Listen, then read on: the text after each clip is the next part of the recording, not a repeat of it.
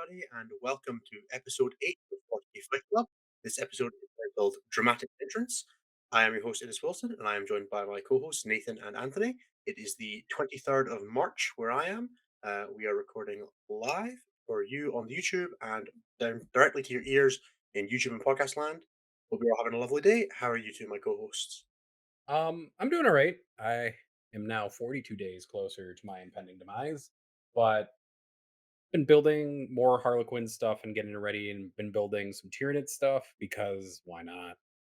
So I have some Tyranid warriors. I have about 15 total on my bench, and then I have Tyrant 2 that I'm building.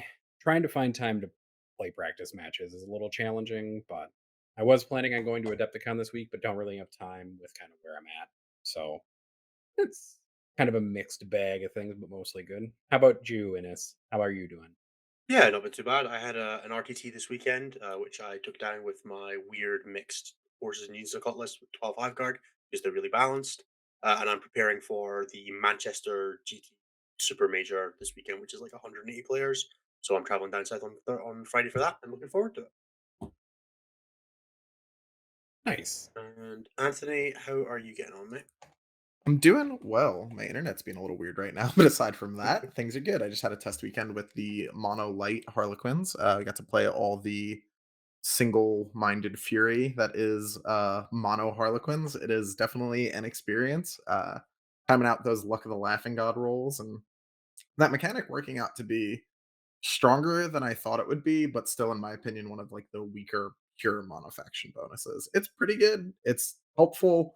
It's still just another shot at a dice. It's not like I'm like, oh, ho, ho, here's the actual result, but it's good. It's definitely a nice little benefit for going mono, which is something that I wanted to do anyway. So yeah, that's been me. Yeah, we'll probably talk about it more later, but I found it more useful for luck to be used in like a hero hammer kind of way with good characters because you have fewer dice you're trying to roll or re-roll. But maybe that's just me in limited testing. I don't know. I was playing with 12 fusions, so I was using them a lot to just torch large things. Yeah, that makes sense. I just somebody asked me and I was 100% on board with just trading luck for standard rerolls for like captain and lieutenant rerolls instead. Hey, Right. don't you get like lieutenant rerolls from your expensive melee character that's never with the rest of your army? Yes. Yes. And that it doesn't work on our main shooting unit. That Yep. counts. Woo! I don't know what to tell you. You guys have got it. You just don't want it. Okay, everybody. So thank you to everybody who is here on the live stream. We really appreciate everybody tuning in, and thank you also to everybody who is here for the podcast. If you are enjoying the show and you want to listen to more of it, and you're not here for the live, the best way you can do that is by being a member on the YouTube page. It's youtube.com/sleaze/best tabletop. You can sign up to be a member there. That'll get you access to the bonus round and also a bunch of other content from the rest of the social network, whether that's the battle reports from all the guys up in oh god, where is it? The West Coast? Yeah, all the guys in the States. It's all the same place. You get the other half of Chasing the Narrative, which is Colin's personality show. Got loads of really cool options there. So yeah, if you want to hear the second half of us, if you really enjoy that, that's one way you can do it. The other way you can do it is by being here at the live stream. That is 12 p.m. midnight every Tuesday, or Wednesday morning, and that is 7 p.m. US, wherever Nathan is. And then that will be changing back to regular times in the US. It will be 6 p.m. as of next week when we go back to standard daylight savings times. But if you're on the YouTube, you should be able to see a live notification for that. If you don't want to pay for the members, the best way you can get more content is to come and watch the live video. It's very fun. And then if you are here for the videos, leave a comment. We'll give you another reason to have a comment later. We have a new little bit of content we can give you, another extra part of the bonus round that we'll touch on in a second. But you'll be wanting to leave comments, drop us a like if you're listening to podcasts, leave us a review. It's the best way to get us out there. And yeah, that is all I have for the intro bit. So, shall we launch into the themes of the week? Let's get it. Okay. So, themes of the week is our section where we're going to cover the primary storylines of the week in 4K. This is our intro for the actual show. And this week, Harlequins and Eldar, they are here. They have showed up. We had 7 GT size events, which is 28 players, 5 rounds, as well as a smattering of other like 20 pluses that I think Nathan and the other Get Stats guys including their stats. But we've got 7 to talk about, so it's not a small week, but it's not a super big one. We're not getting any of those more 12 tournament weekends that are just nightmare for all of our voices. Brutal. But we get to have a start, have a look at the numbers and the implications and what's happening in the meta with the new dramatic entrance, so to say. It's the roll credits of the Harlequins and the Eldar. How you boys feeling about that?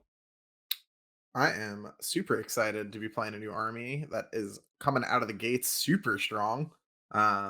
It's looking like they are going to be up there with they are what I will dub the best of the broken. Um, that's what I'm going to be using as a working name for them for right now. Because if things are anything to go by, it looks like that's going to be our reigning champion for a bit. But I'll let the stats man do the stats things. New is always better, right? Yeah, we're still light a little bit on numbers, at least for Harlequins, to make like an 100% statement that Harlequins are going to be our new broken faction, but it's definitely trending that way, especially when you look at what we've seen for both Custodes and for Tau. So we're starting to see, as some people keep asking me, what will it look like if every single faction in the game is broken? Well, we're up to three, and it looks just great. Oh, I guess four if you count Tyranids coming in and out of the top tier. And then Drukari occasionally popping back in to say hello and then popping back out into the webway because they die every other week. So it's really three plus an additional one, probably a four once we get a full release of Tyranids rules based on what we've seen basically the whole codex being leaked online.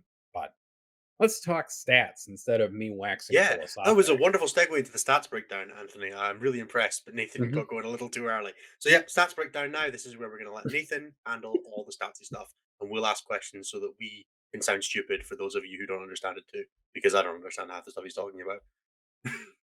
I could talk in a deeper Minnesotan accent if it would really make You me laugh. definitely should stats kind of. We'll start with some top tens and some top fours. We can just talk about some winners and losers from the weekend. So our top two performing factions from looking at just top tens and top fours are still Tau and Custodes, but Harlequins have kind of busted in. They have made their dramatic entrance or murderous entrance, depending on which strategy name them after today. Tau got 16 top tens, 8 top fours, and then won two events. Custodes took 15 top tens, 5 top fours, and 3 GTs this weekend. So they made up 20 and 18.8% of top tens and 25 and 16% of top fours, essentially. And then we have Harlequins right behind them at 9 top 10s, 4 top 4s, and 2 GT wins, which puts them at about almost a 3 times overrepresentation since they were only about 4.7% of the meta. But top fours, you're looking at about 2.67 over rep over how represented they are in top fours over how represented they are in the meta as a whole. And then you got Tyranids kind of closing out the top four with 7 top 10s and a top four and 0 wins this weekend. Um, so Tyranids are still doing pretty good. Top five Orcs who went 5 and 2 for top 10 and top four. I guess we should talk about Eldari, which is our mix. That's soup. So that's Drukari and Harlequins mixed with Craft Worlds, who went 3 top 10s and 2 top 4s, and then or 5, 2, and 1 rather. 5 top 10s, 2 top 4s, and one overall GT win. And then for Craft Worlds, which is just pure Asiani, pure Craft World nonsense, which is 3 and 2 respectively, but no GT wins. So we do have a lot of elves in the top kind of area of performance overall. Everybody's doing kind of pretty good. Harlequins have kind of busted in real bright lights, real AOP, kind of Yeah, breaking for being a fairly every. small representation faction, they have significantly overperformed. Which, when we start getting into win rates, you'll start to see why. But Yep. so, what would you say is the biggest shock on those numbers there? What's the thing people should be taking away from the conversion rate to top tens and top fours? So the real big deal right now is obviously that Harlequins have kind of come in and immediately after last weekend where they did relatively well, but on like a much smaller basis, have done better on a larger basis and kind of started to take on more GT wins. The other thing that I find kind of interesting from this is that Soup is doing relatively well, which I guess isn't a surprise, but that pure craft worlds after all of the hype being built up into how broken the book was going to be and how broken craft worlds were going to be and how the meta was going to die and all how Tau and Custodes were going to be balanced by craft world Eldar essentially is that we're really not seeing any of that arrival. And I'll talk about it a little bit more in the win rate numbers in just a second. We are still a little low on overall numbers, mostly for Harlequins who don't really have that huge player base that we see for normal Craft World Eldar stuff or for Custodes and Tau. So we'll just pop over to win rates. It'll be a lot more fun if we do that. For this Yeah, week, everybody loves hearing the win rates because they all what we'll end up getting in chat if you're listening to this live, you'll all be in chat in a second asking for winners on your favorite factions. If you listen to the podcast, keep an ear out for your favorite factions. Someone will probably ask for them. How are we looking at the top end? on the top end for Harlequins, we have them at a 72.2%. And so all these numbers are without the mirror. We remove the mirror from these numbers ahead of time in order to eliminate all of the false reduction from the mirror match, essentially. So Harlequins are at 72.2%.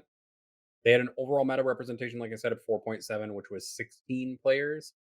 So it's better than last week's data where we didn't have quite as much, but it's not quite to where I'd want in order to get like a really good picture.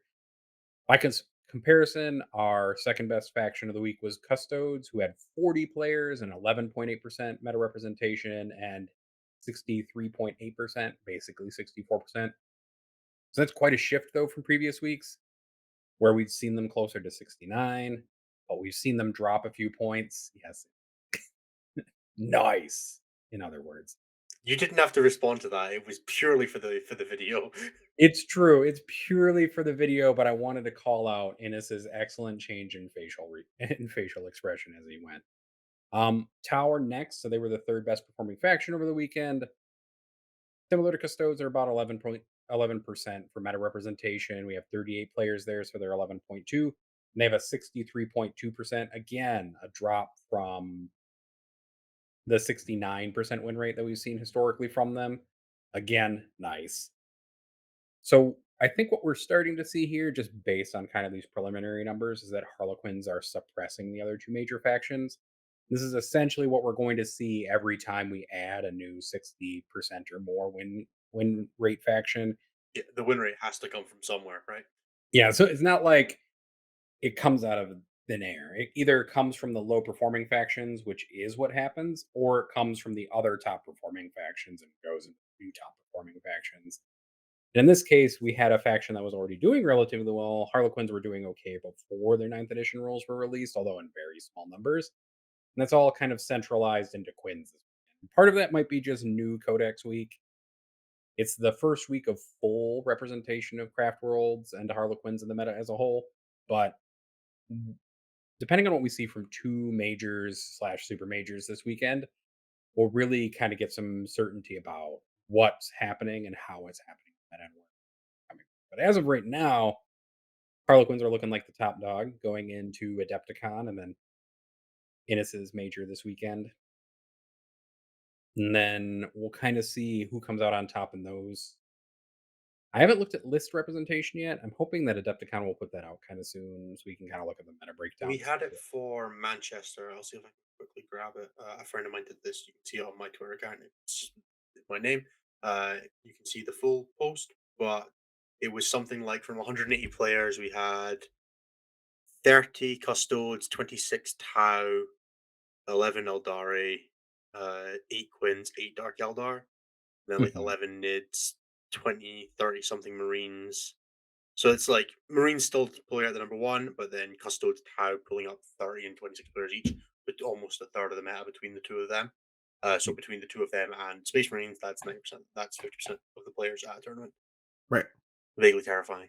It makes sense though too. It kind of matches with previous data, and I mean, seeing Harlequins even at seven, like at that number, is kind of a lot. But it's not as much as you would expect to see from like a tower or custodes basically at this point. We may Yeah. see them jump up a lot more, but I think there's going to be some lag. A lot of people didn't buy Harlequin stuff or have it painted and ready to go. I Well, mean, you can guarantee some players like Alex Harrison and Manny Chima have both got 9 Void Weavers. oh, true. Two very competitive players in the UK, already running the filth. Unsurprising. We've also got some other really strong UK players. Brody Middleton is running them. Yeah, like the good players are playing Harlequins if they can, Yep. but it's definitely much less represented, and I imagine we'll see the same thing at Adepticon. We do have one Brit over there representing that I know, Matt Robertson of the England team, playing 9 Void Weavers. So Mhm. Yeah, we'll have to see what this weekend kind of brings out because soon as the Defcon rates though are out, I'll try to put them inside of the Best in Tabletop Network Discord. As soon as either I or Kiri have kind of put that all together, probably Kiri because he's faster at it than I am. Um, then we'll look at a few more win rates. I know everybody's interested in how the pure Craft World Eldar did. It's not great. 25 players, 7.4% of the meta overall, and a 42.2% win rate overall. So they did okay by making it into top 10s and top fours, but they didn't do super great from a pure win rate perspective. So you're looking at a 42.2 that puts them in the bottom of the faction pool as a whole. Yeah. For me, I feel like that it's a lot easier to write a bad Craft Worlds list than it is to write like a bad Harlequins list. Like a bad Harlequins list, there's kind of a minimum level of competency it will have. A bad craft wars Mhm. list can fall apart pretty quick. And also, there's a lot of craft war players, which does tend to lead to factions having a lower win rate than the top end would suggest. Like we see this with Orcs and Space Marines all the time, Yep. where their win rate is probably a little artificially lower because a lot of people play Orcs and Space Marines and are just at tournaments to play their army rather than trying to, get the most out of it. Um, which is fair enough. Like they're all playing tournaments too, but it does definitely lend to new codex syndrome. Also, people just bringing out their craft for the first time in a while, maybe not being fully up to speed on what they should be doing with it. Yeah, Yep. 100%. And then soup, what we're looking at for Eldar soup. So that's either Drukari and Harlequins or Craft World and Harlequins or something else stapled to Harlequins. It's all basically Harlequin soup. Um, is 62.5% for the win rate. So they're doing quite well. I mean, once you staple a top tier army onto another reasonably good army, you start to see a nice bump in win rate. Although, No, that doesn't sound right. I feel like mixing two good things together should result in something bad. Yeah. well, one of those things is kind of bad unless you're a good player, which I think the jury's still out on whether craft worlds are kind of bad. true. It is an army that, like you said, is just very unforgiving. So we may just be seeing that happen. I think they're just pretty good. Maybe they just didn't go first with all their shadow weavers enough. Maybe they didn't Maybe take enough Shadow Weavers. Yeah, that these could are all be. these are all viable reasons why Eldar could have a lower win rate. It's true. And then I'm going to talk a little bit about what kind of Eldar we're actually seeing right now and kind of their respective win rates just a little bit so people can see what kind of the sub faction breakdown is. So for pure Craft World Eldar, yeah, I'm going to bury Harlequins at the end of this so you all have to listen to me talk nonsense for a longer time. He's getting Um, it. He's understanding engagement. is Ulthway is the major one. So that's 22 lists out of 32 since last weekend with an overall win rate of 45.1%, which ain't great. And then the ones that are doing well though are Bealton. Bealton has a 61.7% win rate with two players. And then everything else is basically one. You see some expert craft rewarding runes. You see Hail of Doom and Vengeful, which had a 20% win rate. You have one lone in Hendon player with a 60%, and then one Hail of Doom Hunter of Ancient Relics, also 60%. More of the interesting one is Children of the Skies and Masters of Concealment, which is an 80% win rate. So there's some custom factions going on, but basically everybody is taking Wolfway at this point, although it may be a mistake. 45% of people are winning with Wolfway. So maybe people need to branch out into a few other craft worlds or try to find a working medley. You don't just have to have you don't just have to have indirect that hits on twos rolling ones. There are other things in the game. Ignore my hive guard. Don't look at them too hard. But those Halo Doom builds are vicious if you just stand in front of them. Yeah.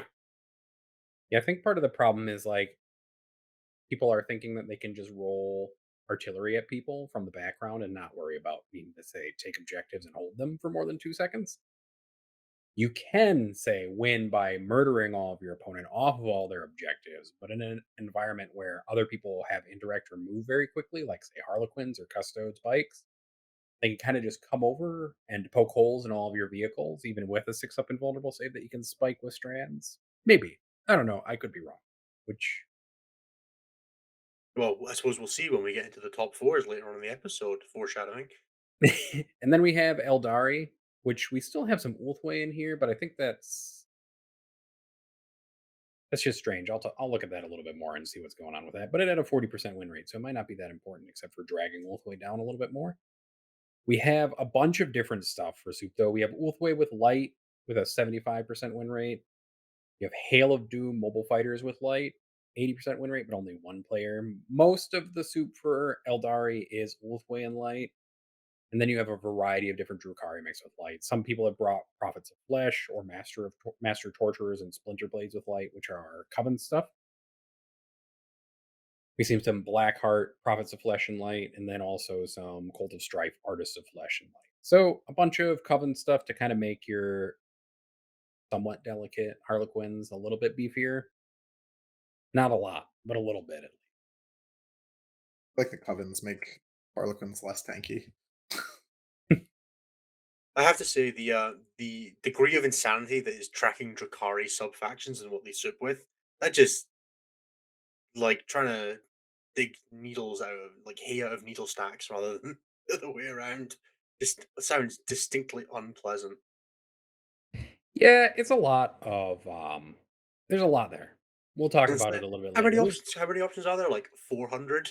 It's true, and I'm not even going to say what all those do. If you're really interested, you can play that back. Look at all of them in the Drukari book and figure out what all of them do. I'm Yeah, just they're probably all pretty bad to be honest, because people would have been running them if they weren't.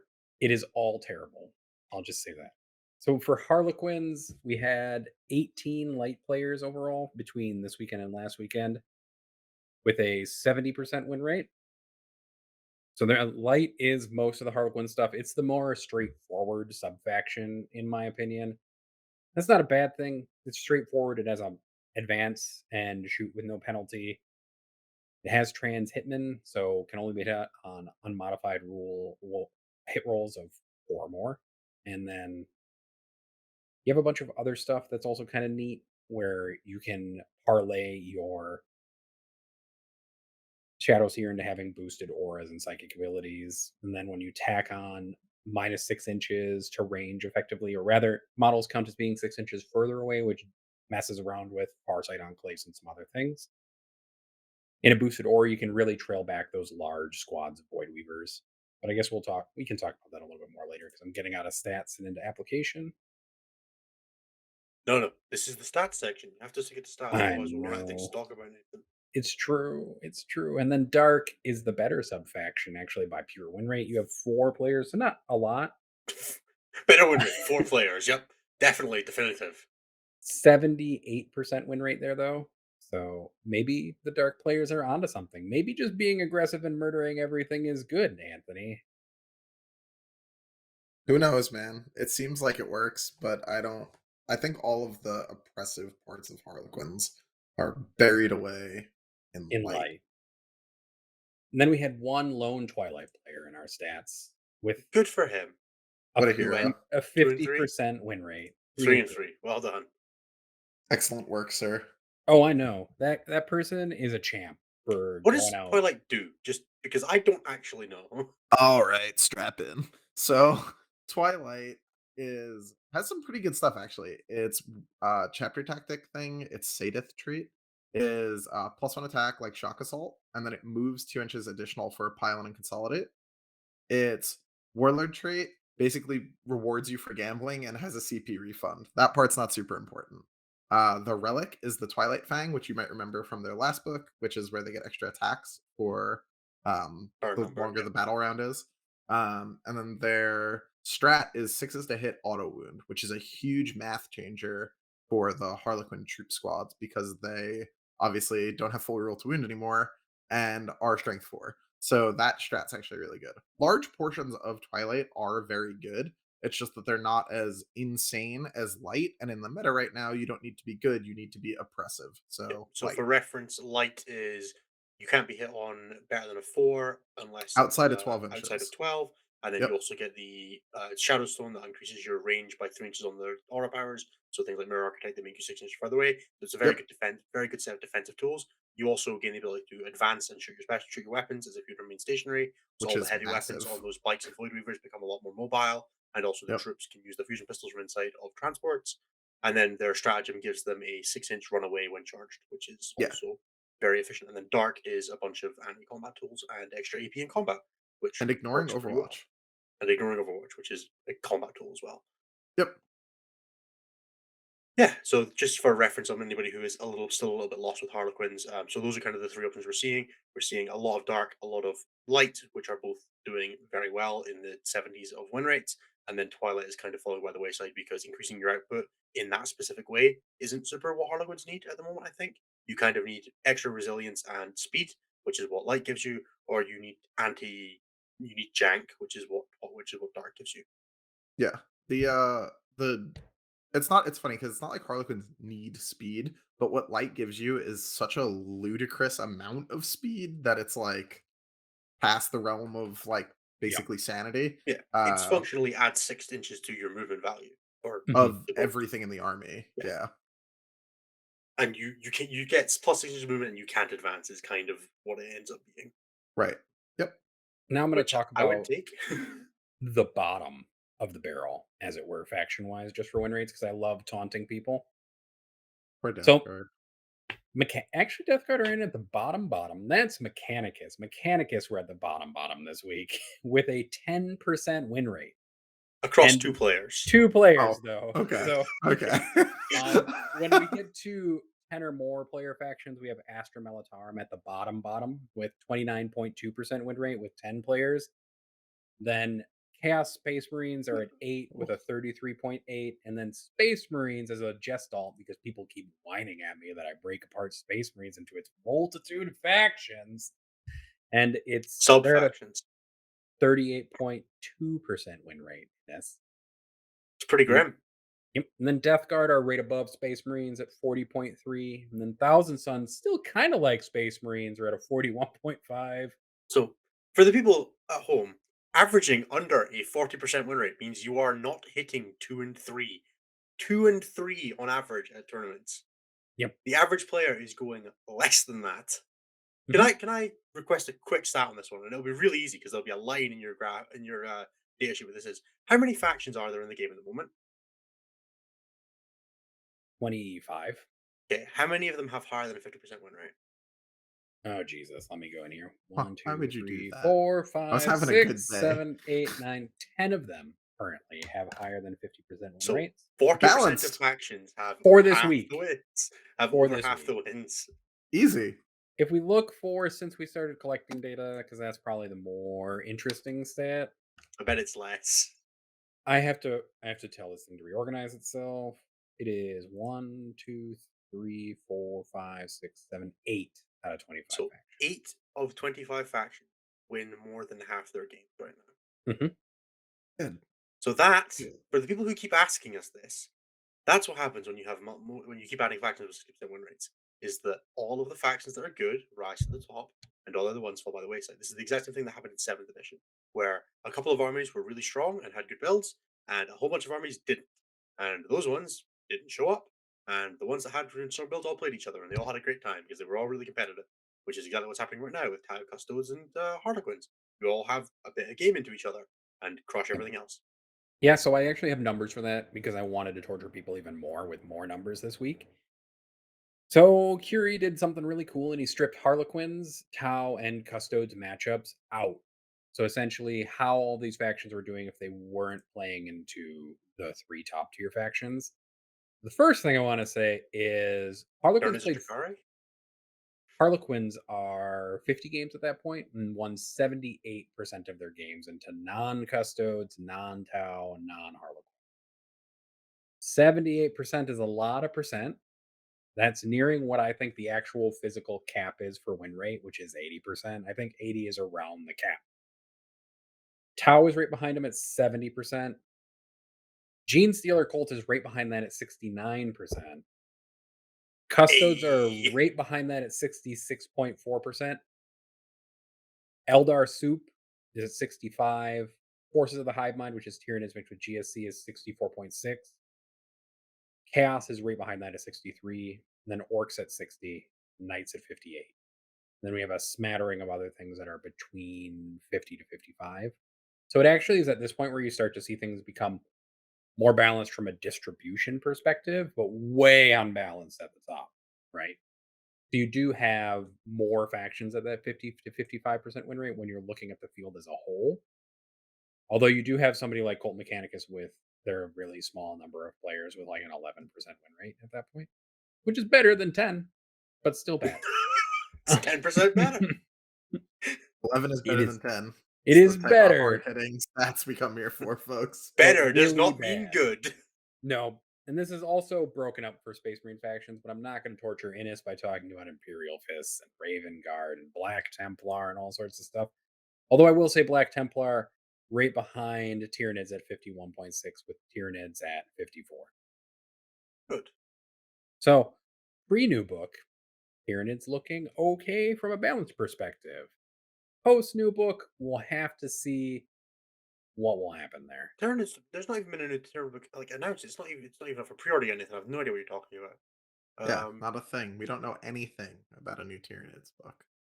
100% I don't know why you nothing. were speaking at the national vegetable of Wales earlier, but I don't think we need to cover leaks. I don't get the point. We won't cover it. It's fine. We won't cover it because I've got nothing to say about Anthony's making faces at me right now on the video. it. I'm really enjoying it. Anthony definitely loves taunting Innes and me. It's not In like fact, another show on the Best Table on the Network has already covered the Tyranids Codex leaks. If you want to hear more about that, you should check out Fifth Pod: The Next Generation. They just did a show with Alex McDougall covering all the Tyranid stuff. So we're not going to torture you anymore. But I had to, that was too much fun. I really enjoyed that. Okay, we have a couple more things to touch on for stats, and then we are going to bounce on to results of the week. Nathan, so do you want to run us through the last couple of things you have here? I'll actually skip movers and shakers because we talked about it a little bit. Although I do think it's interesting that we have Chaos Demons and Chaos as a soup faction still performing relatively well in this meta. They also have relatively good matchups into Harlequins, which I'll talk about in just a second. That's really, I think, what people are more interested in is what is doing well into Harlequins, how are Harlequins doing into the various factions, and then also how are kind of Craft World Eldars and Soup doing this week. For this week, for some reason, Custodes have dropped to a 25% win rate into Sisters, which I just wanted to remark on because I think it's kind of funny. Every week this happens, and now I'm going to get like 4 messages asking me, "What are the Sisters players doing?" I don't know. Nobody knows. Dark alchemy. Yeah, yeah. That's the only option. So what I do want to talk about this week is Harlequins first. So they have a 67% win rate into Sisters, and then a 55 into Custodes. And then when we go down to look at Tau, they have a 64% win rate into Tau, and a 67% win rate into Tyranids. So they're doing well into the other top tier factions at the moment with positive win rates into all of them. They're doing badly into Black Templars, apparently, Chaos Demons, Chaos Space Marines, Dark. No, wait, that's the wrong faction. Chaos Demons, Chaos Space Marines. They're doing reasonably well into Death Guard, and then they have a bad matchup into Space Wolf. So those are colored by low matchup percentages, really, a little bit, because it means that somebody got like their first loss into those factions, probably in some cases. But those are zeros. So that means they only probably played them once and probably lost. Oh no, what did I say? Poor Innis is broken. Maybe it's because I said that all of those matchups probably aren't meaningful. Innis, are Oh, you I okay? was Did I say watching something Anthony's funny? face the entire time as he stared intensely at the camera as if to say, "I don't believe any of the things I'm hearing. I'm those very don't sound confused." those I don't mean, sound you real. don't have to believe in all of them. Like I said, we're still at far smaller numbers than where I would like to be for faction v faction data in order to get kind of a complete picture. The most matchups that you're going to see for some of these things are for Cow and Custodes, which I believe that those matchups are advantageous for Harlequins in particular. And in playtesting that I've done, I've seen that kind of work out that way. When you suddenly get Custodes hitting on not twos, It they makes them suddenly scared. are a lot less efficient at doing things. Draining Yeah. enough. I've heard a lot of Tau players complaining, so that probably means that they're not having a great time right now. It definitely upsets Leviticus when he doesn't hit on twos and he has to hit on fours and he has to give you a 45-minute rant about it. It's a thing that I've noticed. Then I also definitely have heard complaints from Tau players, including some that I've played, even though one beat me, that Tau don't like minus ones to hit and don't like when none of their buffs within a certain distance of you, usually pretty close, don't work properly because of pivotal Oh, rolls. I'm honestly crying for them. Like, I They're weak know. for the damn. Tau. I'm deeply, deeply upset that Harlequins have come into a meta and punished the top tier person in it severely. Like previously in 8th edition on the last episode many years ago, when Harlequins punched the daylights out of Space Marines a lot and also had a above 60% win rate and did well in events. Yeah, but everything beats up on Space Marines now. Like that's not an achievement. But at Yeah, the but time, it was. it was impressive in late eighth, early ninth when Space Marines were like the best faction and series of sub factions All stapled right. together. I think we are about to hit the point where we start going off on tangents because we're talking about 8th edition, which is never a good sign when it It's comes to true. That's us. bad. So we are going to move on to the results of the week. So as we discussed in the intro, we have 7 GT plus size events. As a reminder, our GT criteria is 28 plus players and 5 or more rounds. That's 28 players start, 28 players who actually played round one, which might cut some things off depending. I don't think it has this week, but we had a few like 20 to 23s this weekend, which Oh, will have so made the close. stats cut, but they're not going to make the cut for getting spoken about because we have standards and we're professional. Our cutoff is Um, 25 players and 5+ rounds, as for the FYI, folks, stats. for the So stats. we have 3 players of difference just to make things really confusing for everybody. Uh, cool. I'm just gonna let that live. Okay, first up we have the Free State GT. This was in the USA. It was 62 players and 5 rounds. And Anthony, would you like to run us through Dan Salmons's Eldari list? Absolutely. So he is taking a fairly interesting list. It's got a bunch of Void Weavers and a bunch of Shadow Weavers. So let's go from top to bottom real quick. We'll do the sprint through, not the full read. So he's got Baharoth, which is also known as Flappy B across the network. Uh, yeah, I've been convinced on his utility recently. He's pretty awesome. Eldrad, you know him, you love him. He casts spells. He's really good at it. Anthony, this is not a sprint. This is a tortoise. I'm now going to sprint. I just had to go through the first two with a bit of detail because they're cool. All right, so now we got Dire Avengers, Howling Banshees, Striking Scorpions, Skyrunner Unit, Hera Wraith Lords, bunch of Shadow Weavers.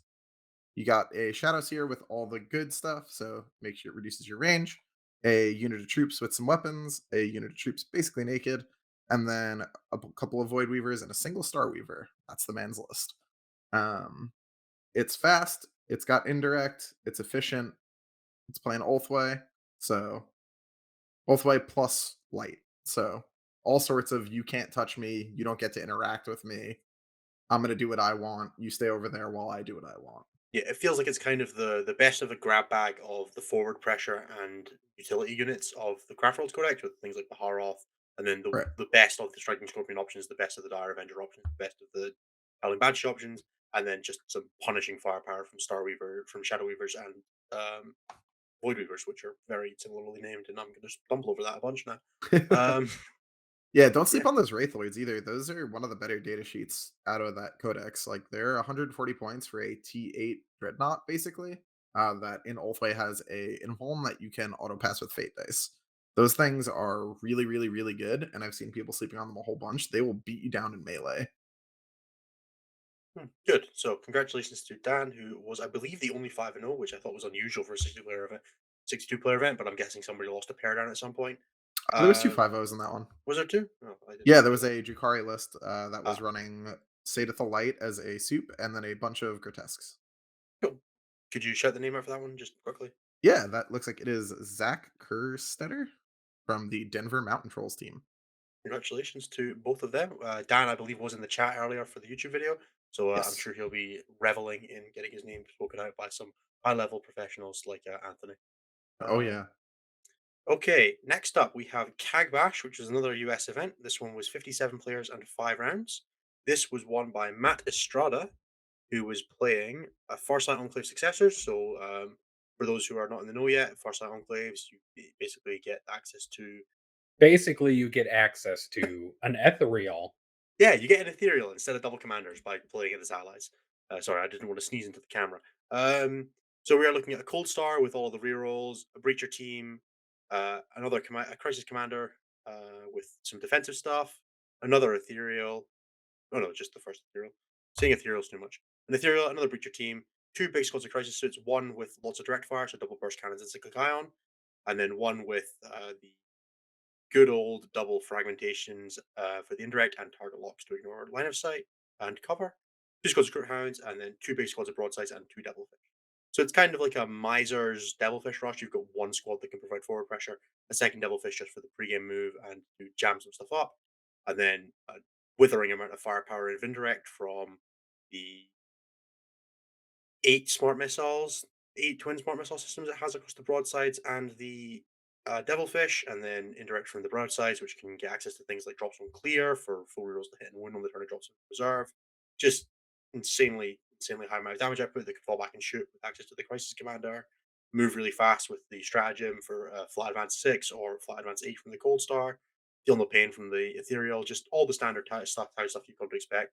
There seems to be like broadly you build a core of stuff in Tau, and then you pick whatever 6 to 800 points of shooting you want to support the core, and it all works reasonably well within tolerance. So whether that's like 2 squads of broadsides, another squad of indirect, more breachers and devilfish, all that kind of thing, all seem to be super reasonable. But congratulations to Matt for dropping that one on us.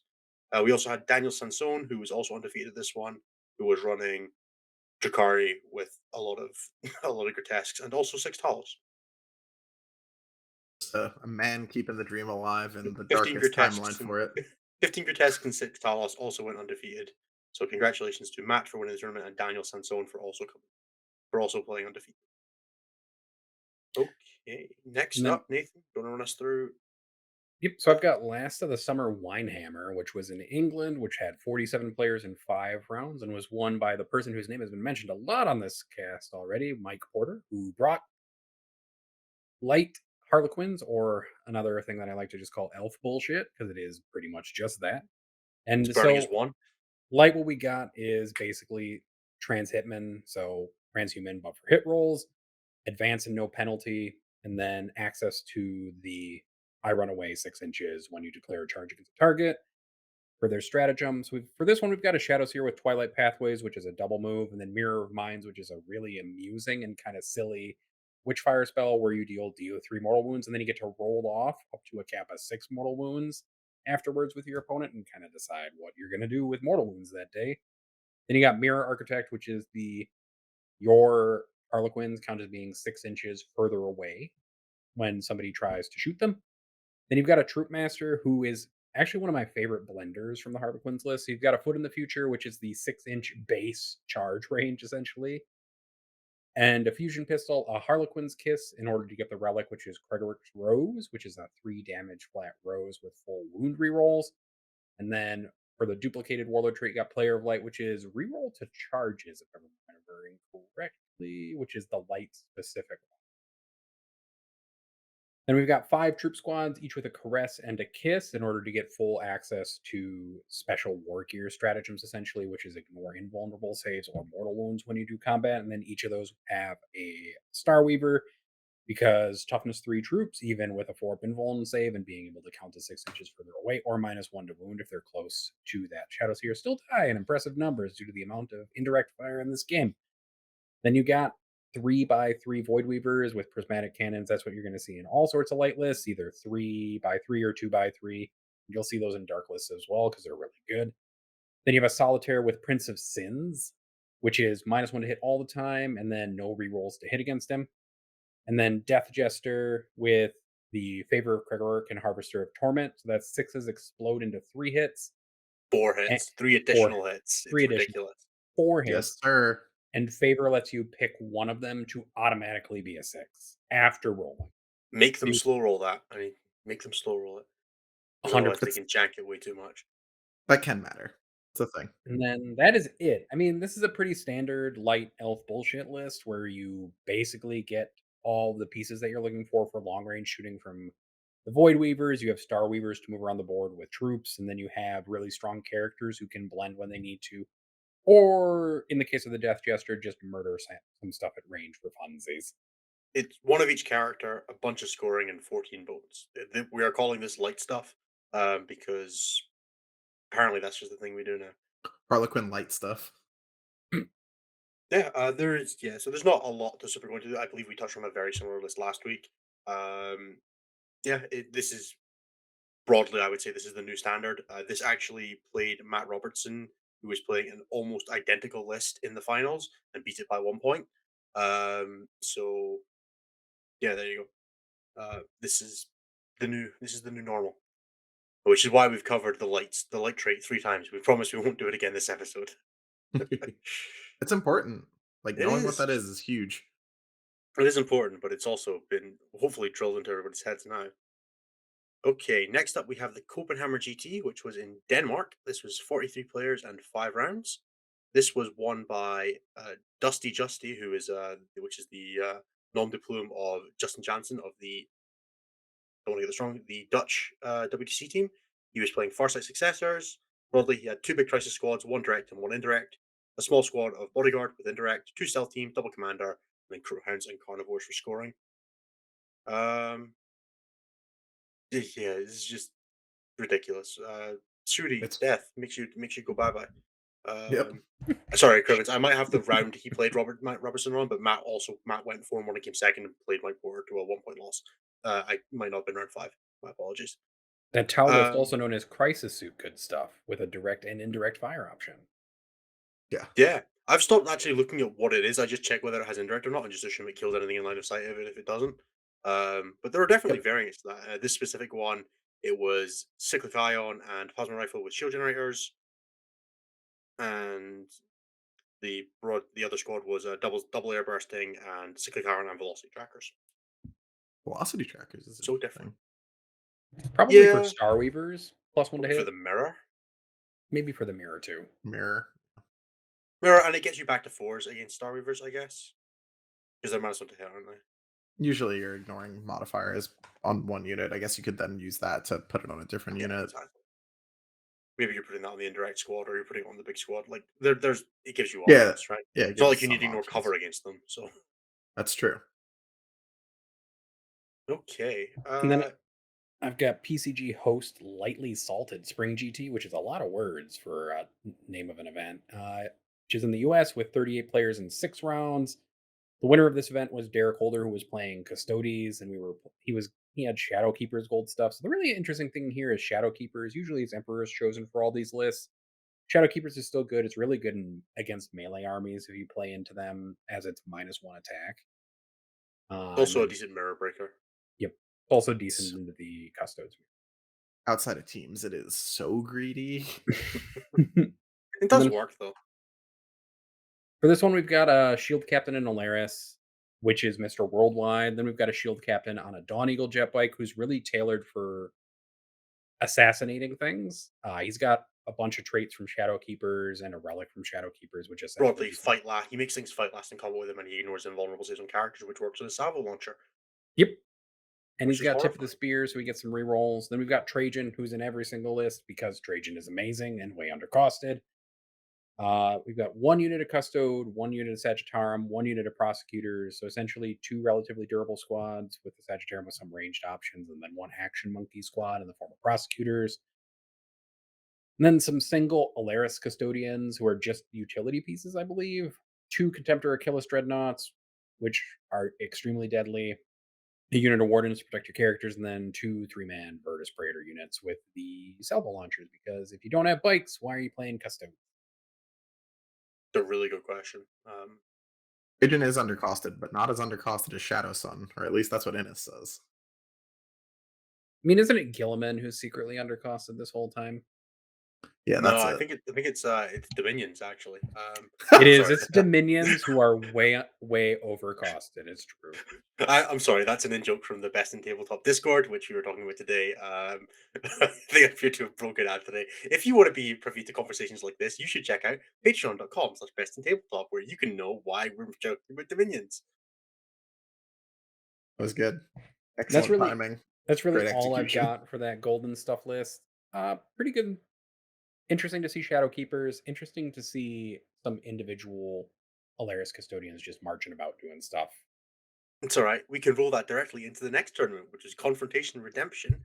This was in the UK. This had 30. Oh god, I've tabbed out. 38 players and 5 rounds, and was won by Jamie Balcombe, who was playing, drumroll, Emperor's Chosen Golden Staff, and it's the same list we just talked about, except it's Emperor's Chosen. We have Draxus for some psychic interrogation action. We have a Shield Captain in our Terminator armor, Shield Captain on Donigo Jet Bike with all the words, Vision Valoris, who he's not even bothered like listing as his warlord, which I think is funny. I know he has to be, but come on, man, at least pick the option in Battle Scribe. We have three squads, two squads of Custodian Guard, and one squad of Prosecutors, a single Alaris, a squad of Bodyguard, which are in and out of lists, you don't always see them, We have a Vexor's Praetor with the minus 1 hit mana, and also Obliteratum, which I believe is the murder grenade launcher that does like D3 plus 3 Yes. damage. Yeah, it's a dark lance Power, attached to your powerful wrist. choice. Yep. Yeah. With Emperor's Chosen, when you got those rerolls, why not? I guess. And then 3x3 bikes because that's just 850 points of your list. That why would or it's not even 760 points of your list. Uh, it's so cheap. Why It's is it true, so Mike cheap? Emery. BCP should just pre-fill lists for Custodes players at this point, since there are some things that are just going to be in every single one. It's true. And you should be very proud of that comment. Okay, and our last event for the weekend was the Calm Before the Storm in the USA, and I have specifically left this one for Anthony.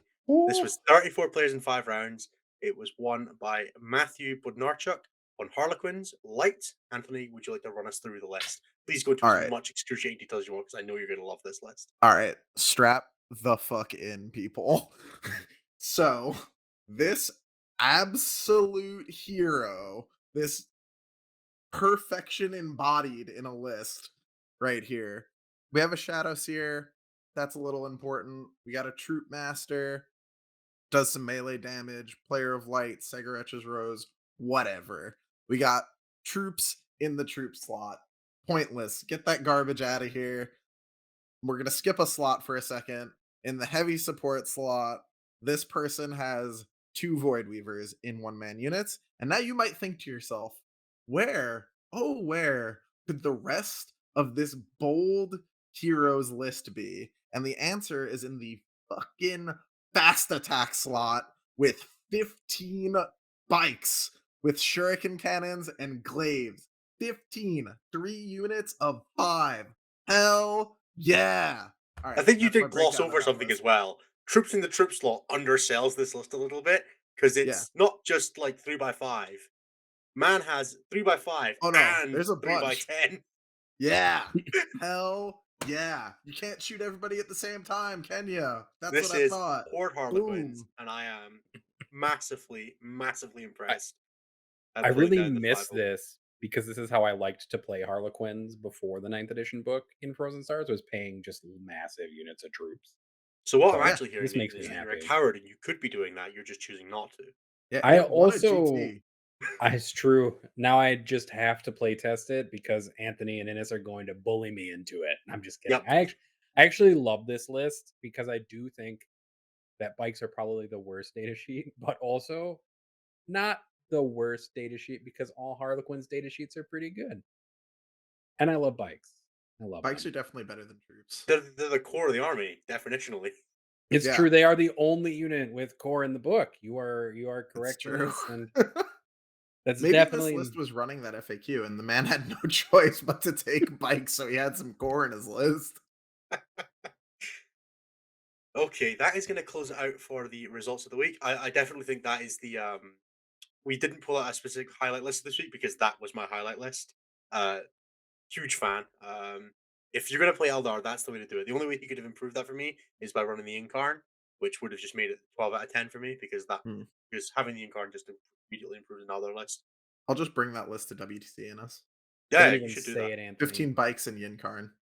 Don't Sean even. will let me. There's no way Sean says no to that.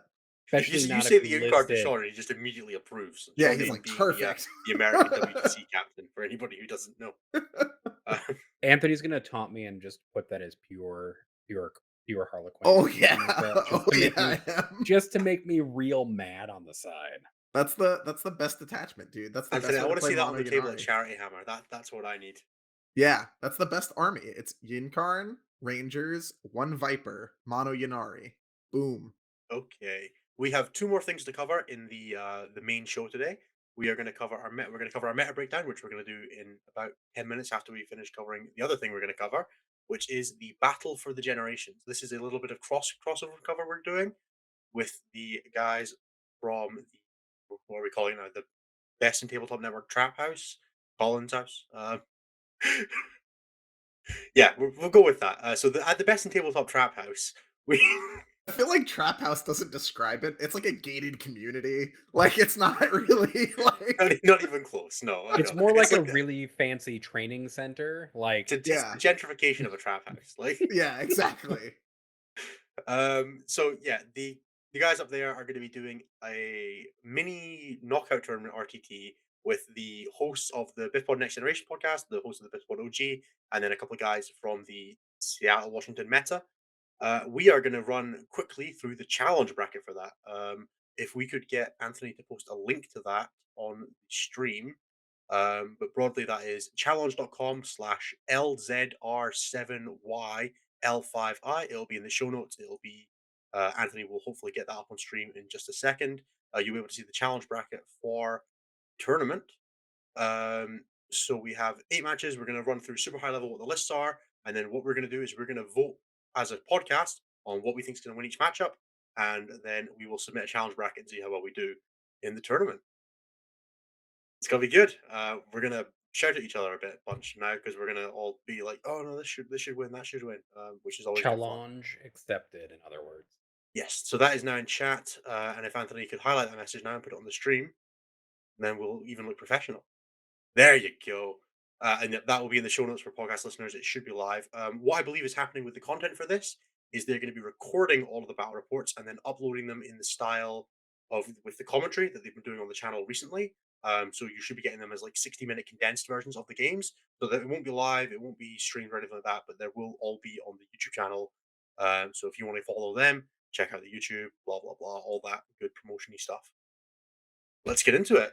So we have 4 matchups in this bracket. We have Colin Sherman, who is playing Harlequins, versus Lucas, who is playing Lucas Troller, Lucas Wah in Challenge, who is playing Orcs.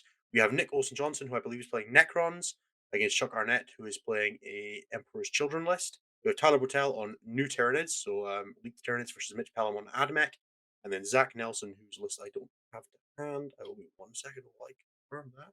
Who is playing Tau, and he is playing Hank Adams, who is on Purecraft Worlds. So shall we start at the top, guys? That seems like a reasonably Might as well start solid with option. Collins' list, yeah. Yeah. So, does some would you like to run us through that, Nathan? Sure. Just Let again, super high me level stuff. grab it real quick. So Alright. Colin is playing pure Harlequins, and as soon as I can find it in this giant sheet, there we go. With all light, so it's a pure light Harlequins list. Shadows here with a standard assortment of stuff, a Troop Master with a Foot in the Future, Queen of Shards, and no special stuff other than that, just normal blade. It's a fairly safe assumption that that has Sigratch's Rose, but it's not there right now. Yep. So there's Yeah, the no. lists are still slightly subject to change, like relics and warlord traits. They're not Then 100% it's locked down. one, two, three, four, five troop squads. Death Jarster with the the auto six and sixes explode with Harvester of Torment. This one's kind of neat because you do have one, two, three, four, five bikes in a Skyweaver squad, all the Shrieking Cannons and Glaives, 2x3 Void Weavers, and then a seventh one, just odd man out, and then 4-star Weavers to cart those troops across the battlefield.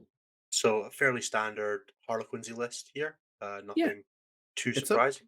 it's a bit light on its ability to kill T8. Like it's got the prismatic cannons, but once you're past that point, there's oh no, there Yeah, is some there's fusions in four. there. There's four There's a fusions bunch to of those fusions. Harlequin squads. Yeah, it's Yeah. six. Yeah, eight, eight total 8? fusion Yeah. pistols. 2, I can count. 4, 6, 8. Yeah. Yeah, so it's got a decent amount of fusion. I wouldn't be too worried about its completing ability. There's Yep. not a lot of T8 in this event though either, really. No, not really. Yeah, but that's one of your few weaknesses as Harlequin, so patching it That's up with true. a couple 5-point fixes is pretty recommended. Well, Mhm. it's playing against T8 the list, so let's Yep. quickly run through Lucas Troller's Orcs list. So this is a Goths list, which are running Makari and Gazgul, with Makari giving out that 6-up Feel No Pain to all of the wall of meat we're about to cover. Big Mick with custom force field to check out that invulnerable save. Ken Gretchen just for the patrol. A 5 mount of Mega Knobs with Power Claws. 2 Battle Wagons with Arcasts and Death Rolls, which are toughness 8 and quite good in combat. A Warboss and Warbike, a Weird Boy with the +1 attack power. Another 2 5s of, oh no, a 5 and a 6 of Mega Knobs. That's 6, just, threatening blast. No void, no D cannons for him. 3 squads of 4 Squighog Boys, which are the Squig Riders that came out with the box set, which are quite terrifying in combat. They do a bunch of mortal wounds on the charge, all that good stuff. A squad of Storm Boys, a squad of Storm Boys for scoring, And then another battle and wagon. another Battle One Wagon, more battle wagon. just to make Yep. sure that there's enough toughness 8 to hold all of those Mega Knobs. There's more toughness 8 in this And I thought even because I forgot that battle wagons were T8. Oh Yeah, the yeah. Battle T8, they're all 6-up Feel No Pain from Makari as well because it's not core locked or anything like Oh, that. Yeah, I think Anthony said this best in the start of the show. This just goes first and dumps its army in the middle. Can Colin kill it? not super good odds, honestly. It's like you'll have luck to kind of help you curve that out a bit. And it's not like you're going to need the luck for defense if you're going second because this list doesn't have much shooting. But there's definitely a very real possibility. I didn't notice the fusions at first, so that tilted my perspective in the other direction a bit. I think with the fusions and the prisms, you can probably get there. But now you're like up in it and you are committed. Um, so you're gonna have like the bikes melee cleanup or something. I think Colin takes it home, but it is definitely not the most straightforward one for us to start on. If Harlequins are gonna lose, I think it's still this list. There, Nathan, you'll have a little more experience with this than I am. I've not actually had a chance to play against new Harlequins yet. So, I mean, it's not going to matter all the modifiers or the like loss of rerolls to hit into this army. Like orc ballistic skill is orc ballistic skill. It will matter in essentially just in melee because reroll to hits is also in melee, right? Yeah. Yeah, So real that's when hits. it will probably matter, especially around Gaz, because I believe Gaz actually provides hit rerolls. Yep. And all of the Harlequin stuff is -1 to hit in melee. So you're gonna Yep. have like a few challenges because once you start cutting out rerolls and then cutting out bonuses to hit for Well, some the of these Goths units do that get got that their problems. native exploding sixes on the charge, which they can boost to fives. So Yep. if they get into it, they can probably put it down. I do think that the Harlequins list still has the advantage because if it can pop some of those things and force those Meganobs to walk early, then those Meganobs are not really going anywhere fast. And you can kind of dispose of them at your leisure with things like exploding, Teslaing, um, Death Jester shots. Fair enough. Roll a couple sixes there, you put enough damage and enough heat into one of those Meganob squads, and they don't have an invulnerable save except from Custom force um field. the custom force field. I think Lucas's like compete condition in this one, like I think it's very unlikely that Colin loses at all going second. But if he get I'm sorry if he goes first. But if Colin goes second, there's definitely a world where like he pushes the things up, Colin responds, it's not enough. He gets obliterated in a green tide. Unfortunately, we don't have the missions for these because that would have been quite interesting. Um, but yeah, I think I'm on the side who's real here that Colin is probably favored, but I could definitely see a world where this goes wrong for him. Lucas is also a lot more experienced on orcs than Colin is on Harlequins. I Yep. don't think that's unfair to say, so I could definitely see this going Pitong. But my guess would be Colin, and that's what I'm going to check in on our challenge bracket. So Yeah, unless we wanted to be super controversial and go for the bracket breaker just right off the rip, no, I I want would more also points than everybody else, and I need to win because I'm a very competitive human being. So I get it. You and I, same page. Colin. okay, next Colin. up we have Nick Olsen Johnson, who is fresh off the back of a bunch of really good performances with his Necrons at some tournaments in the Seattle area. I'm totally going to remember where they are one day. We are looking at a pre-game move and objective secured Necrons army with a Technomancer with the Veil of Darkness, 5 Immortals, a squad of flayed ones, 2 squads of flayed ones, 6 mans for doing some rund action, 2 squads of 4 Wraiths, Silent King, and then another detachment with a Catacomb Command Barge, 2 Viral Constructors with the Plasma Sights that get Bodyguard next to Destroyers and can give them extra attacks. A Hexmark Destroyer with the Gauntlet of the Conflagrator to deal with anything that's trying to sneak in for secondary scoring, like Rod. And then a 2 5s and a 4 of Scorpic Destroyers, a squad of Scarabs, another squad of 4 Wraiths, and then 2 single Locust Heavy Destroyers with the 3d3 damage guns. This is going up against Chuck Arnett and his Emperor's Children list, not Emperor's Chosen. That's a very easy mistake to make, and one that I've been doing a lot since we started reviewing both the EC. Yeah. We Children's are my favorite Marine Legion of them all. I love the Emperor's Children. Wish they we're were looking at better. a Demon Prince who is buffed up with rerolls to hit and wound, and also some defensive stuff. Glutton for Punishment, I think, just gives him a possible attack every time he loses a wound. We have got a Sorcerer. We've got a Dark Apostle with the reroll wounds aura. Got a 10 Noise Marines, 2 squads of Chaos Cultists, 2 squads of 9 Terminators, one with Combi Meltas, one with Combi Plasmas, all with Lightning Claws. A squad of Dark Disciples, 2 Decimators with Soulburner Petards, which are the ones that do mortal wounds on the 2 plus. They get, I believe, 2d3 shots each, so 43 shots per guy. hitting on threes, doing mortals on twos, pretty reasonable. A Dreadclaw drop pod for that turn one action on those Noise Marines, and then two sixes of Raptors just for that good secondary action. How are we feeling Yep. on this one?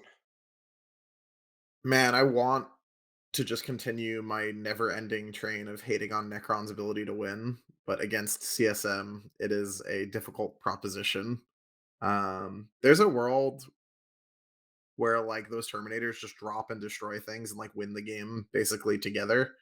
And Necrons don't love getting shot by And noise that's marines. what I think will happen here. I think the Emperor's Children have this That's me because too. they shoot better, they fight better, they have always strikes first on everything for when they're getting charged into. So Chuck just doesn't have options for Chuck has so many better options for multi combats here.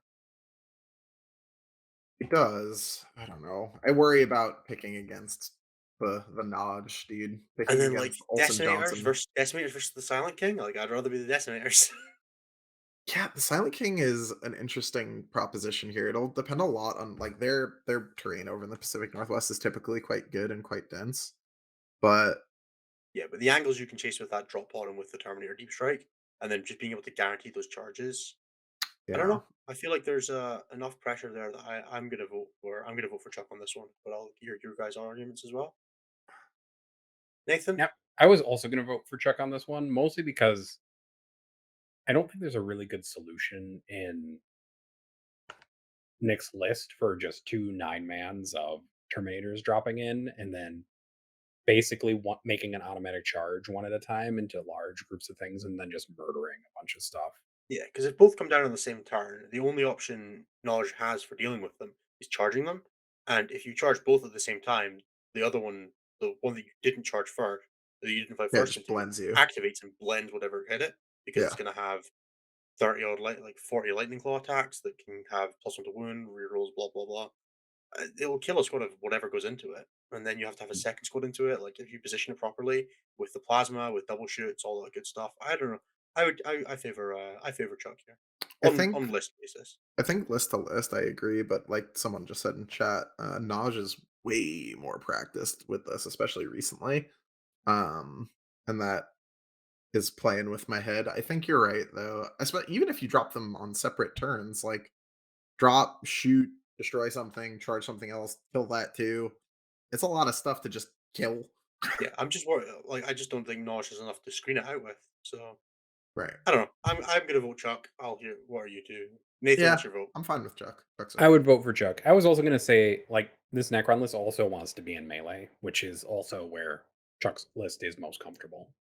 Now there is a world where where Noj goes first and screens the board, which would be hilarious. But Hmm. I don't think that's enough of a world, and we don't know the mission. That I'm not going to bank on that as an Well, out. even then, right? Because you could just drop with the noise marines and just chaff clear space. And he's just like everything in that vague area is Well, dead. if you physically can. Yeah. Sure. I mean, they have to go somewhere. Like, Yeah, Yeah. cool. Let's jump on to match three. So this is Tyler Bertel on New Tyranids versus Mitch Pelham on Mechanicus Defense Cohort.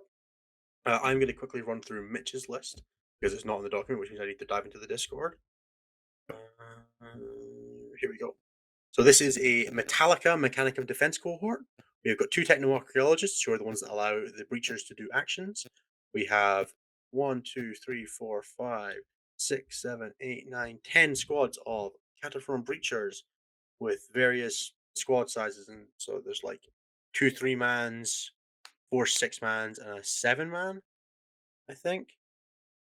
talk to me about the Might be six. differentiation between arc rifles and whatever the other gun. Like, does he have a ton So of arc rifles, or is he arc taking other rifles, stuff? he's got like half and half. So all the big squads have torsion cannons, and all the small squads have heavy arc rifles, or Okay, are like torsion or cannons are two. much scarier. They have two heavy arc rifles and one torsion cannon in all of the small squads. So the arc Okay, rifles are like two shots each that hit on fours, strength six, and then EP two damage two. But they go up to damage three against vehicles, and the torsion cannons are like mini las cannons. I want to say. they're like dark lances, if I'm not mistaken. Yeah. And then they're reasonable in combat. The hydraulic claws are like slightly better thunderhammer, power fisty kind of things.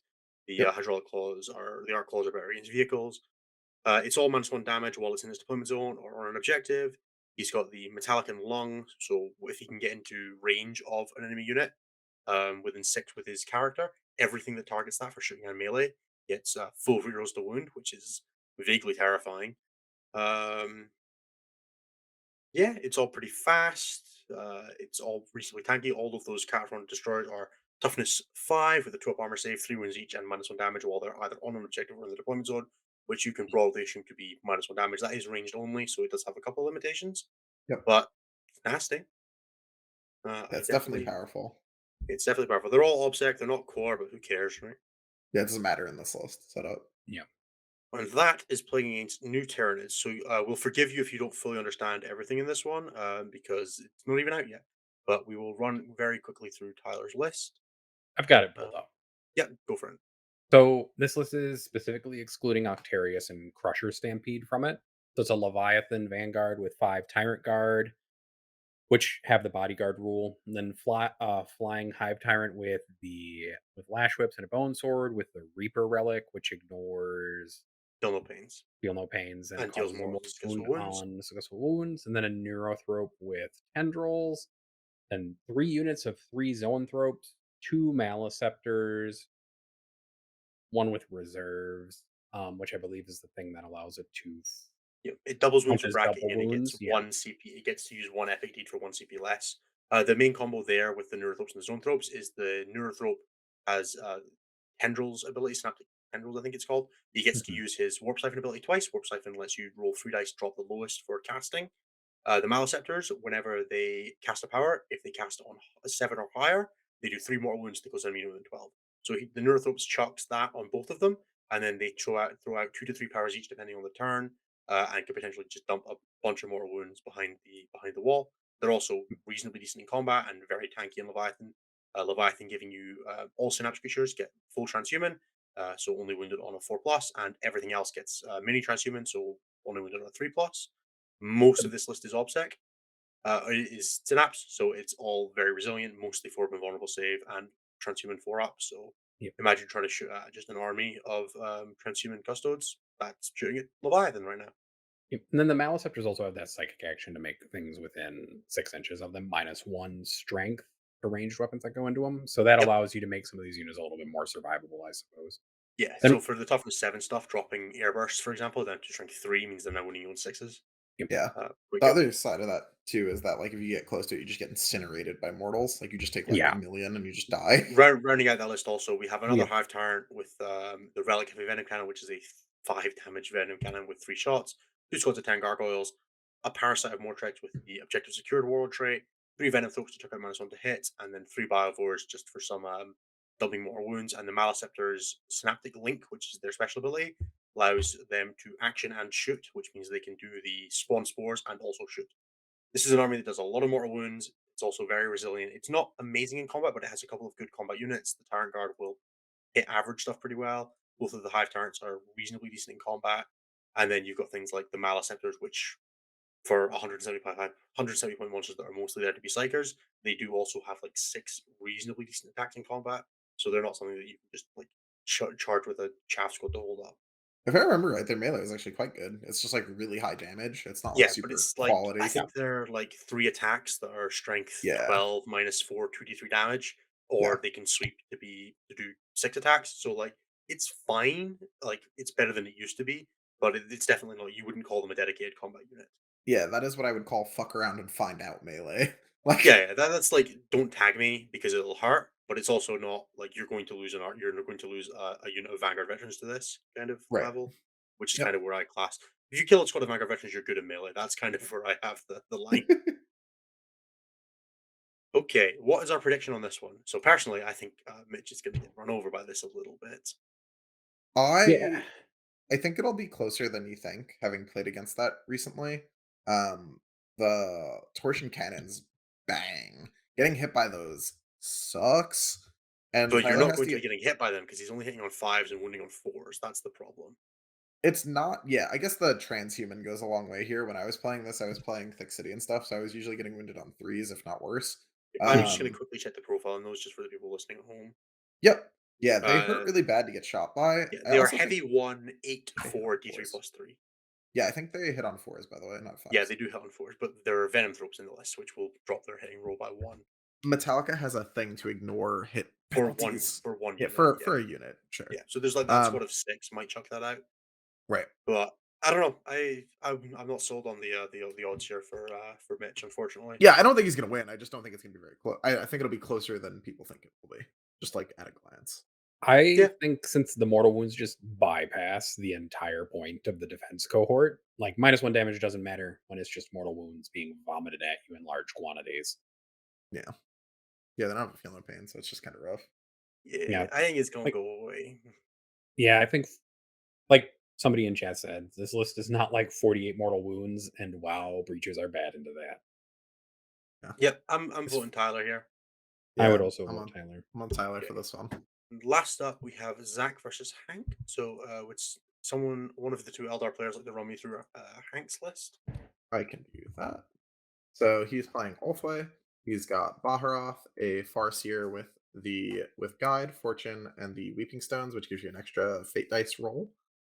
He's also got a Farseer Skyrunner with the gain a CP thing, Doom, and Will of Assyrian, which gives you OBSEC and lets you action and shoot, if I'm not mistaken. And he's got the fancy Ghost Helmet. Um, there are 3 units of Rangers. 2 of them have Wire Weave Nets, which reduce your charge with a stratagem. There No, they is just do it. It's not a stratagem.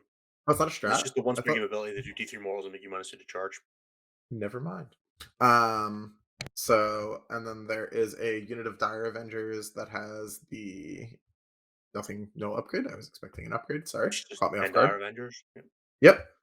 Then we got a unit of 7 Banshees, the Mirror Swords Piercing Strikes Exarch, which is the one that slams real hard. We have a Striking Scorpion Exarch with that's upgraded as well. Warlock Sky Runner, like 1 man with a Sunstorm, so he goes super far. And his Another obstinate. Warlock. Yep. Another Warlock Skyrunner, just 1 guy.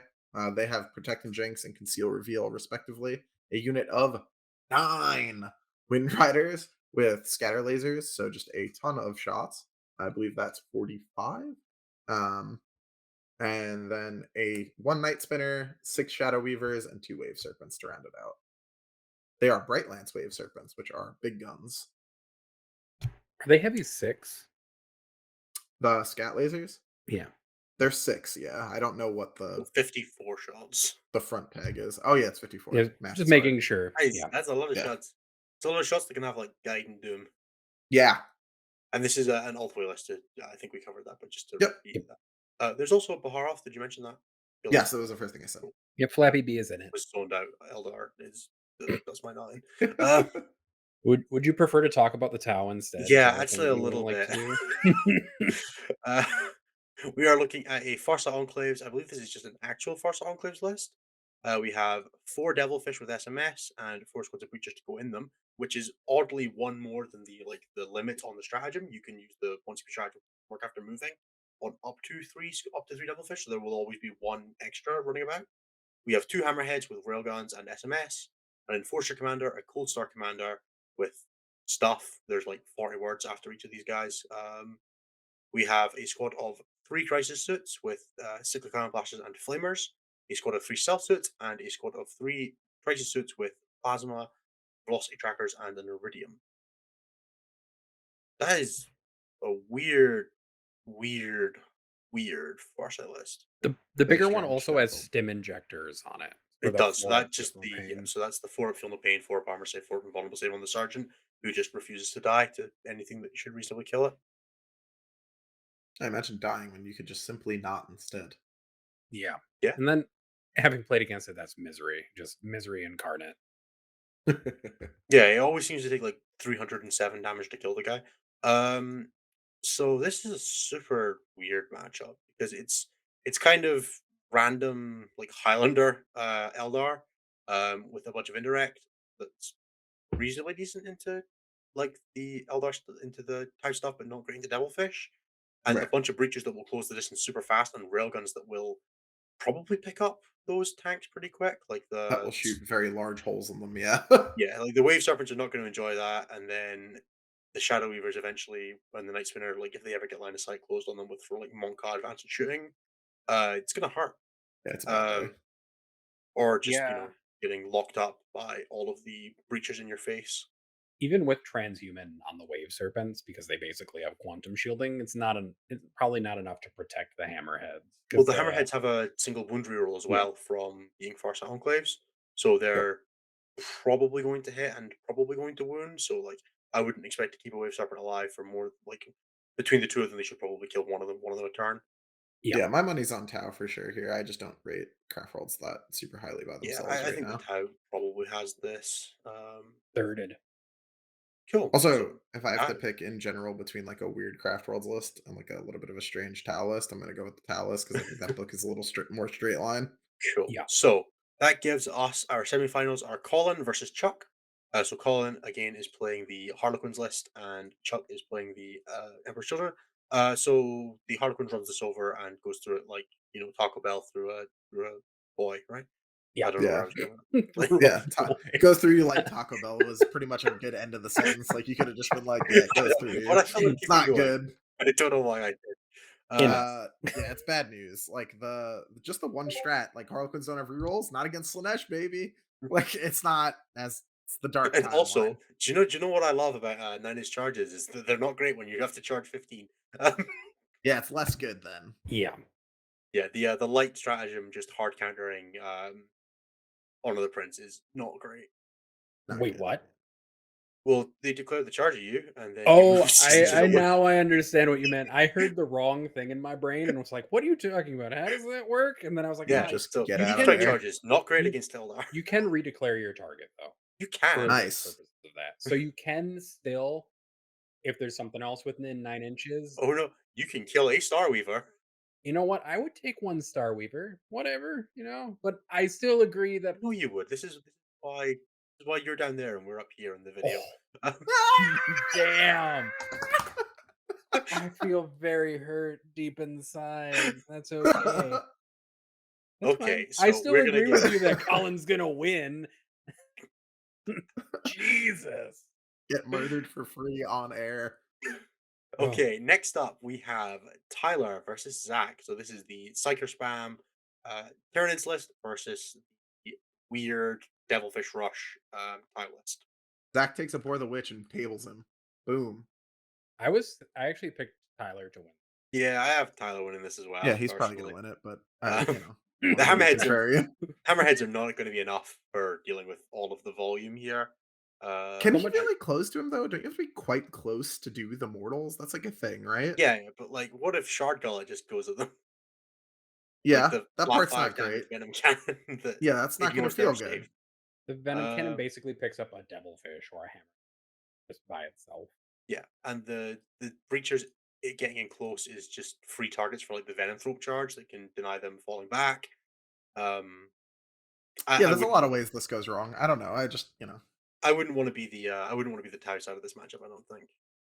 If it was like a little more tuned or a little more tuned for the matchup, I will say, because I think Zach's list is just kind of it's a little bit all over the place. It doesn't really have. It's right. only running 6 crisis suits. It's got the 2 commanders, but you don't want your commanders to be up there catching smites. You can't really do bodyguardy stuff against smite, and the breachers are a liability running in close unless they really nuke something. Yeah. Yeah. I would agree there. I think this could swing, but only if it was a more traditional high blazing tile list. Like if there was more AFP in this list, there's more. The AFP is not the threat. I'm more looking at like the lack of plasma and things like that. Like there's Right. one squad with 3 plasma and one squad with 6 sibs I or guess the six thing power that blasters. I'm trying to get at is that it's harder for the Tyranid list to score if it loses all of its gargoyles. Yeah, but you can just kind of you can park transhuman for Pavon same like stuff on it. Mm, I that's fair. Um, think I really don't know. Like this one's gonna be close. This one's gonna be sketchy, I think. I think this Like, will blow out one with the other. Like, but I think that yeah, I think Tyler there's is the definitely favorite in it. worlds where Tyler plays like a weaker list the round before, and is a little overconfident going into this one and gets large holes shot in his dudes. Yeah, But maybe Yeah. sometimes the hammerheads could just go nuts. Like that is always a thing. But yep, I don't know. Bodyguard is not good. Bodyguard is difficult for Ted to deal with. They don't have a lot of indirect to deal with the bodyguard. especially Two not in this tyrants. list. His SMS is Yeah. not killing Tyrant Guard through Yeah, the he's got Maliceptor aura. eight No. SMSs. Yeah. I mean, they're winning on fives with or without the Malice Aurora because they're shroud Oh, of because Ours. they're T6 or whatever, right? So Yeah. I'm gonna give this one So to it'd be Tyler. sixes if they're T6. It would be no, because No, they're strength 5. strength 5. AFPs would be 3s. Would go to strength Oh, 3 we're because talking about SMS now. yeah, Sorry. Yeah. there's no AFPs in this list. Okay. Sorry. 0. Got a little confused there for a moment. It would suck for breachers. So what do we? So we've got Tyler and Colin in the final. Yeah, so this is Smite Spam Tyranids versus Harlequins stuff. I think that Colin wins by controlling distance much better. I think Colin will win on player skill, but I think the matchup is actually pretty close. I don't think Like, the matchup is far off, but I have more faith in Colin here.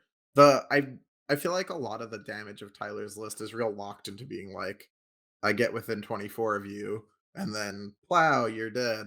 And Harlequins are like, cool, it does that's kind not of gonna depend on happen. what the mission is. Yeah. Again, but like I don't know. The prismatic cannons are not that great at killing monsters. Like we kind of ran the math on this. Like across the set, across 9 of them, you roughly expect to get one monster. Like without using rerolls, and then you add in things like the venom thropes or dents on top of that, and it can get dicey quick. There's nothing Yeah. like really singly solid. Like you kill one Maliceptor, I'm not too worried about that. Bodyguard is difficult to deal with. Like I even a I think solitaire committing to 5 Power Guard probably doesn't kill them. the So thing is you're killing that Maliceptor like faux free, like just at range. You're just like, I shoot you with voids and you die. yeah, And then but the you do have to Tyranids come don't really. forward to hold objectives, and the Tyranids will mulch anything you put forward. Yeah. I just think that in general, I feel Yeah, like you the play this in Data Strike Salvage. I think it's a very different game to playing this in something like Death and Zeal, where like Oh holding yeah, square sure. the edges. You play this in Data Strike Salvage, where you've got to play the middle. I think it's more favored for Tyler. Yeah. I would say on balance, yeah. I would say on balance, I think Colin gets it. Sorry, Nathan, we're just Yeah. gonna do that No, we're noise. gonna do that a lot. Yeah. It's okay. My only point was since it's not Crusher, I think if this was Crusher, it tilts Tyranids. But because there's no damage reduction, Shuriken cannons are full damage too in this matchup. I think they Yeah, have a little bit easier of a time there. Yeah, Just they a were little winning on bit. 5s. Like they're not doing loads of damage. Like they're going to be hitting on 4s, winning on 5s. I Not don't know, really what man. you want Those to be. Zoans get lit up pretty hard. The Zoanthropes you probably The zones pick. are toughness 5 with transhuman.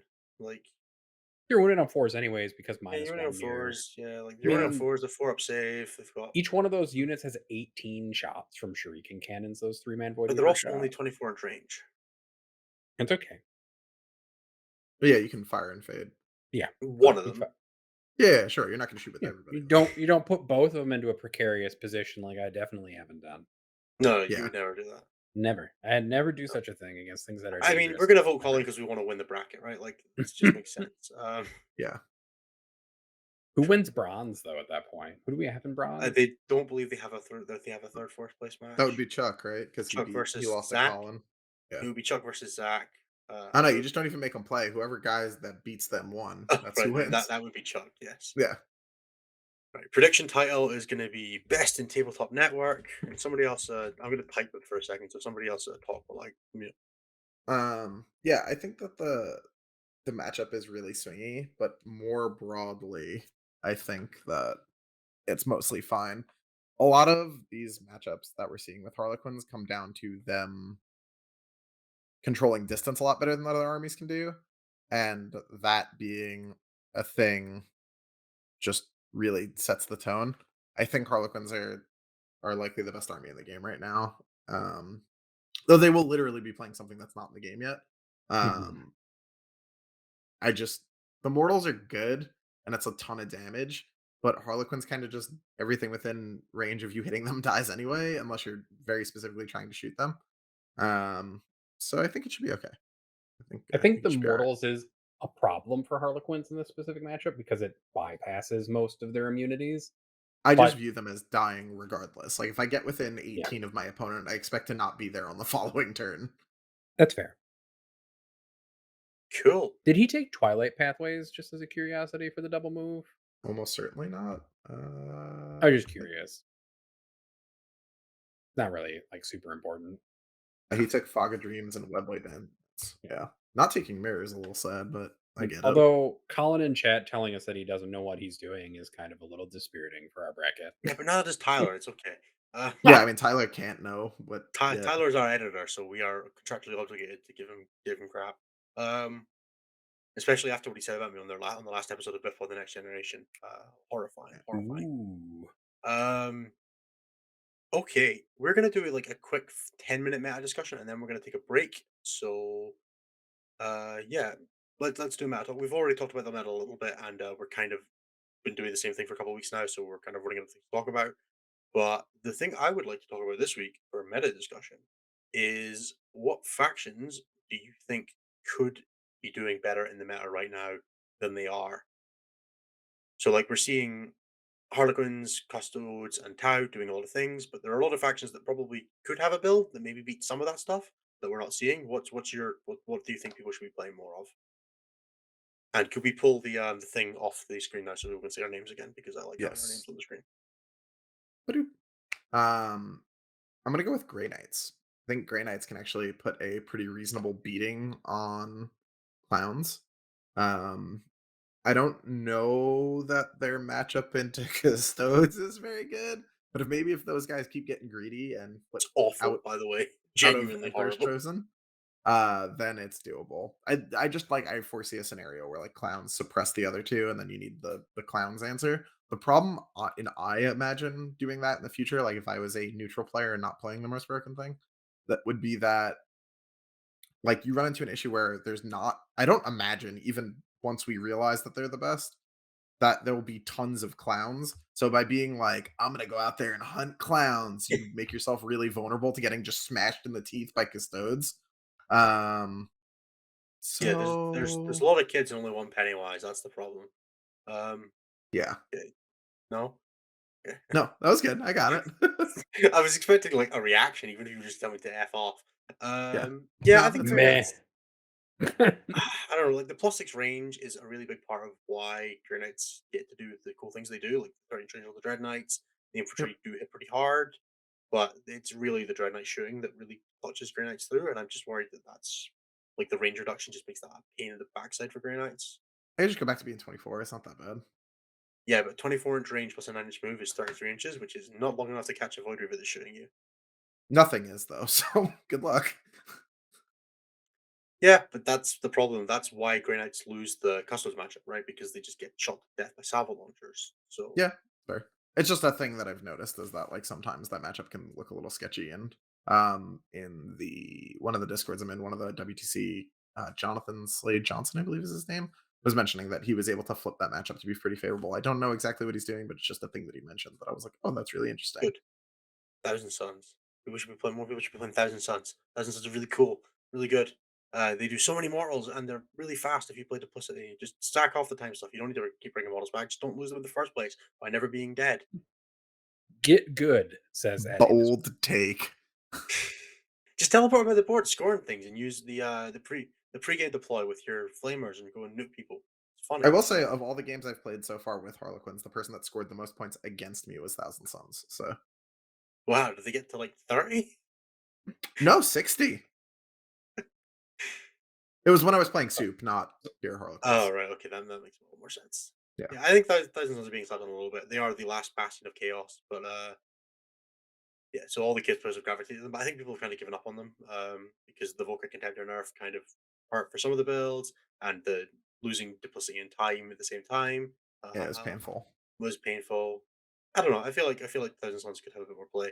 We've also seen a bit of pickup from Disciples of Be'lakor, which I think is really cool. Just put 150 bodies on the board and Yeah, say, "Come baby. deal with this." You probably can't, and a lot of armies just can't, which I'm enjoying. So yeah, those are kind of my two. There is still hope for you chaos players. Just go and play 100. Just go and play 60 play bears, 30 pink horrors, and 60 blood letters again. You'll have loads of fun doing the same thing you've been doing for 6 years. I was gonna say Gene Stealer Colt and then Imperial Knights are the two. But I think Imperial Knights are good into Harlequins specifically, just because they're I That's the know Anthony face that I was talking a about. That I little was bit. laughing at earlier. So like if I'm gonna pick something and just have mass T8, like that's probably it. But I like Gene Stealer Colt. If we had to pick something that's bad, leave me alone, Anthony. And then we have, in case you are an audio only listener, Anthony is just getting closer to his camera to glare at me as I think that he was does glowering more than glaring. glowering, glaring. It's a lot of the same business. But I also like Gene Stealer Colt just generally. I don't know that Gene Stealer Colt has a good play into Harlequins per se, but they don't depend on rerolls as much in the light matchup specifically. And they have a lot of auto wounding weapons that do mortal wounds. So There is a fun bit of tech for the Harlequins matchup that you can do as Gene Circles, and if you play Gene Circles, you should mm, probably be doing this. Bladed Cog Hand Flamers. 16 a night inch range. You can oh, still that's a use them lot of from Deep auto Strike wounding. And against then light with Mirror pl- Architect and just dump a million fucking hand flamers on them. And they'll go away. I promise. +1 to wound, auto No one play hitting. that. Stop that. Don't put that out there. It's only like a $2,000 list to play it. It's fine. It's fine. It's only gonna cost you both your kidneys on the black market. Look, all I'm saying is you can burn those boats where they stand and also snipe off the Shadow Seer with Calibar. Death Guard are in their Play own double terrible Calamorph too. tier, right next to the Necron tier. Yeah. So the What are Death those? Guard, Is that a new army? I think it's like squats. It's probably gonna be gone soon. It's a I'm pretty sure they sweet are kill gone. I've not seen team. them in months. They get to use zombies. It's really cool, Are they but it's cool? not. It's Hmm. not very good. No, they're definitely not cool. Okay, that is going to wrap it up for our meta discussion of the week. We are obviously kind of wrapping up the kind of period of the meta that we've been in. We're going to be rolling into Tyranids Codex coming out, but we're about to start seeing the super majors. So we've got Adepticon and Manchester next weekend, which will give us a lot more talking points because we'll be getting a lot more data. But we are kind of just running through the fumes. So we decided to take a little bit of a break from the meta discussion this week to run through the bracket because it's a cool piece of cross promotion. So what we're going to do now is we are going to leave you with our final piece of new content, which is I'm going to promote this a tiny little bit. So apparently we have a comment we should be pulling up. What? I don't know. Someone put something in private chat. I don't know. I'm going to stop talking about it. Oh. Okay, so we have a new segment, and it's going to be a very small segment in this part of the show because that's how we're going to be driving our interactivity. So what we would like you to do is leave a comment that answers the question that Mr. Vanilla. Jeez, I will get that right one day. Mr. Vanilla is going to ask you all. This is our new segment. It's Anthony's comment of the week, or question of the week. So what we'd like you to do is if you're in chat just now, leave a response to the question, or if you are listening to the podcast or watching on YouTube, pop over to the YouTube video at youtube.com/c/best in tabletop.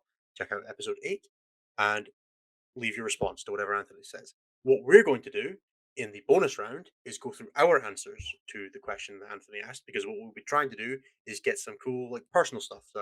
Whether it'll generally be related to competitive 4K, but you'll get a little bit of that slice of life, hear a bit about us as people.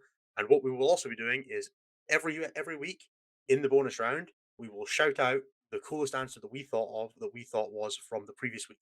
So you want to get shout out on the show, go and leave your answer, and you'll get shouted in the bonus round. If you want to hear our answers, go and become a member on the YouTube and hear everything, get all that content. This is how we're driving interactivity because clicks are good. We want more clicks. We want likes. We want comments because we are YouTubers now, and that means that's a thing we have to do. Yeah.